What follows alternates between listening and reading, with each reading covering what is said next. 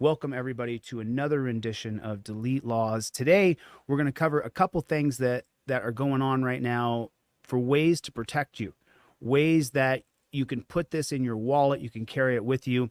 Do me a favor, everybody, before we begin, hit the like button. Take your finger and hit that like button. It's right down there at the bottom. Share the stream, take a copy and link of the stream and send it out to your friend right now, to your best friend, to your cousin, to your boyfriend, to your lover, whoever you have. Share the stream. That's how you can help this channel the most, is by sharing the stream. If you could please type in the comment section, hashtag JBTP, Jackboot Thug Pig. Put it on every single video, JBTP, Jackboot Thug Pig. What I want to talk with you guys about tonight are guys and girls who can carry a new thing in their wallet. It's the Fifth Amendment cop card.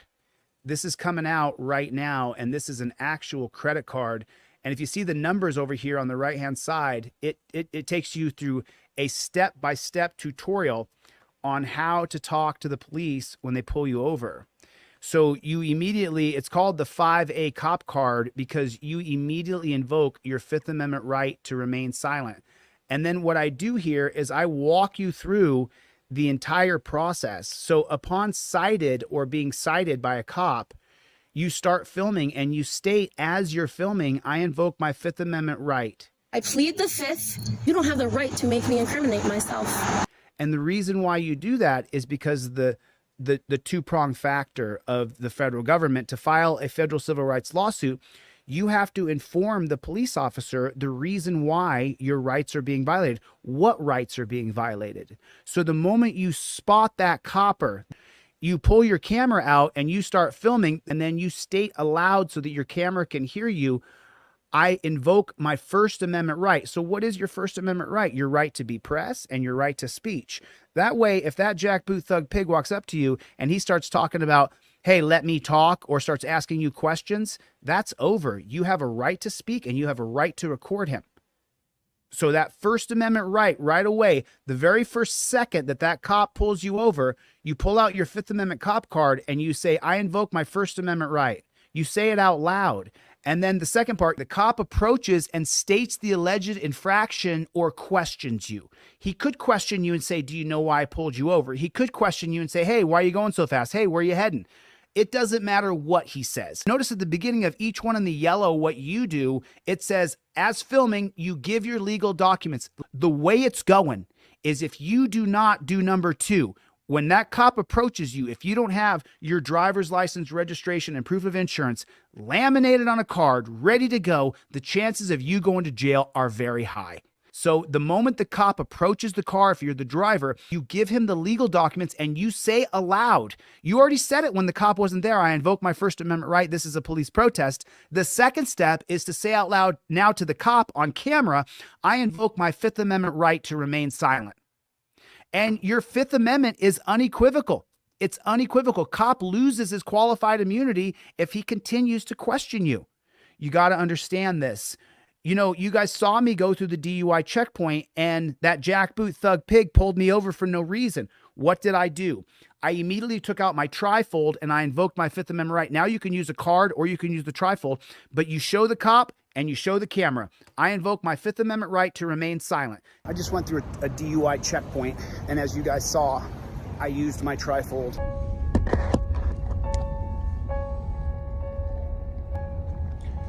DUI checkpoint right here. So remember, you want to use your trifold right away. You don't want to put yourself in a position where you have to answer questions for a DUI checkpoint. That's not what you want to do.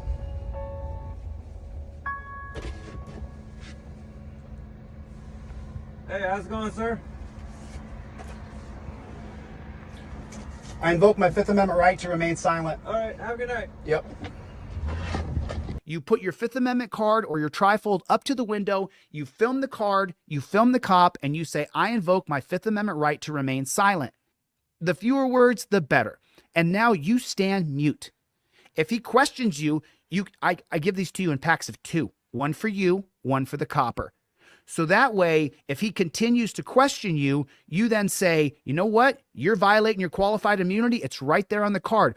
Fifth Amendment's unequivocal. Cop loses QI for questioning you. You guys have all heard about this qualified immunity thing. Well, I'm telling you here and now, if you plead the Fifth Amendment, he can no longer question you. She can no longer question you. A lot of people are not using it. You know, if you listen to the Pot Brothers at Law, their whole slogan, and I think he trademarked it, is shut the front door. Shut the up when cops ask questions. But he uses the vulgarity, which I do when I talk to cops, because I want them to know, if you guys ever hear me use vulgar language toward cops, it's not because I use vulgar language every day. I don't talk like that to people in my life. You guys have heard me curse at cops, and the reason why I curse at the cops is because I have a right to curse at the cops. Okay, now let's move down to number 3 here. So number 3, the cop asks you to exit the vehicle. As you're filming, you exit, lock, and show the card or state.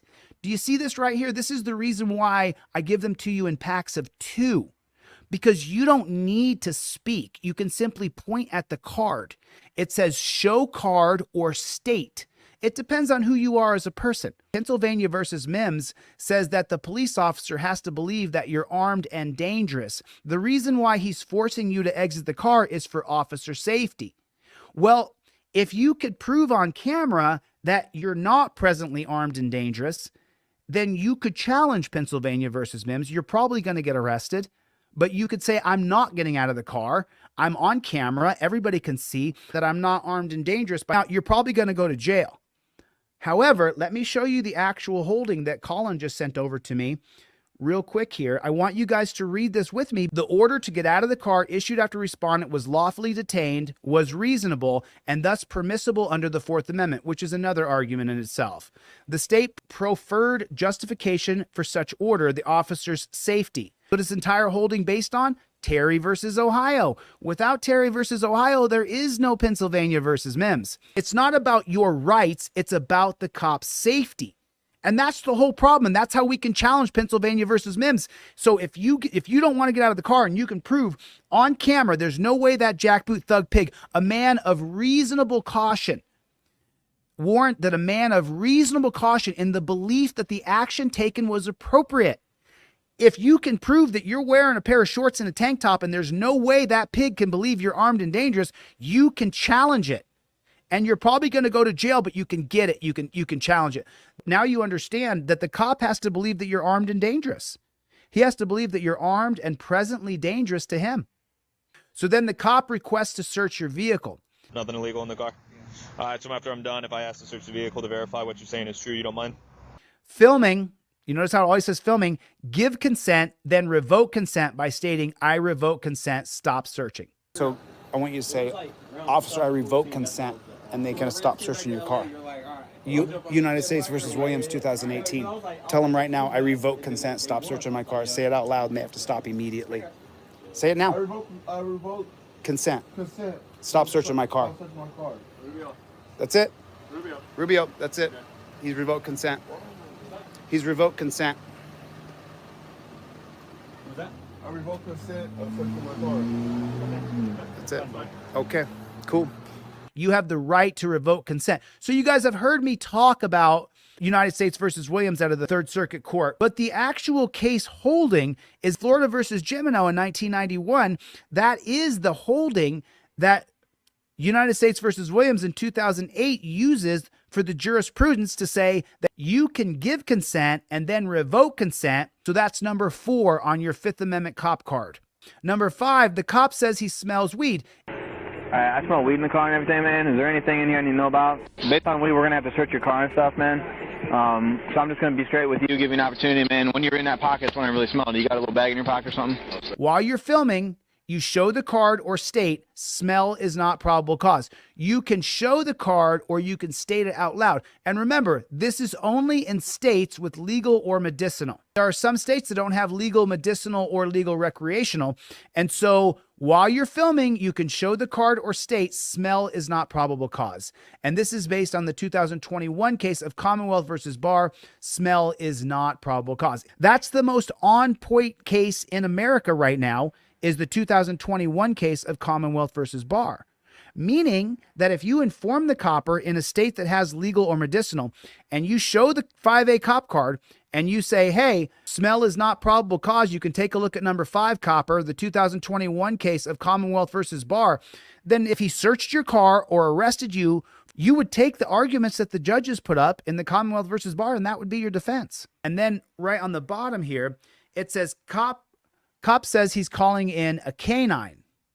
Well, as you're filming, you show the card or you state, extending the stop violates my rights. Because in the 2018 case of Rodriguez versus United States, the Supreme Court said you cannot extend a stop to call in a canine without reasonable articulable suspicion. And what that means is he has to have a singular articulable fact that you have criminal activity afoot.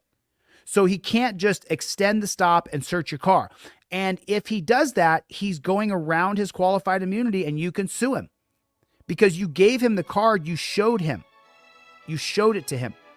5A cop cards, it's an actual credit card. It's the same size as your credit cards in your wallet now. This way, for men who carry a wallet and don't have the trifold on them, you can have the 5A cop card in your wallet with you.